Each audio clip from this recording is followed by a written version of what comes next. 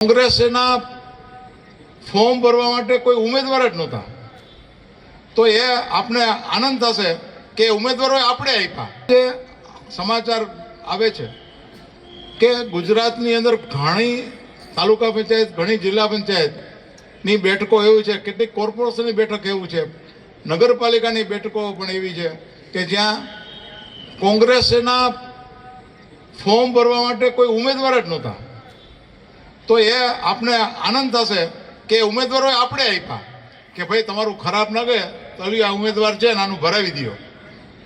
એનો મેન્ડેટ છે ને ઉમેદવારોએ કીધું, એ લોકોએ ફાડી નાખ્યા. આમ આદમી પાર્ટીના 2-3 જગ્યાએ એવું બન્યું કે મેન્ડેટ ફાડી નાખ્યા કે અમારે કાંઈ ચૂંટણી બૂંટણી લડવી નથી. અને આજે બિનહરીફ 11 તારીખે પછીની જે 11 તારીખે ફોર્મ ભરાય ત્યારે સિંગલ ફોર્મ ભારતીય જનતા પાર્ટીનું ઉમેદવારનું આવ્યું. એવી લગભગ 100 બેઠકો છે ગુજરાતમાં, લગભગ 100.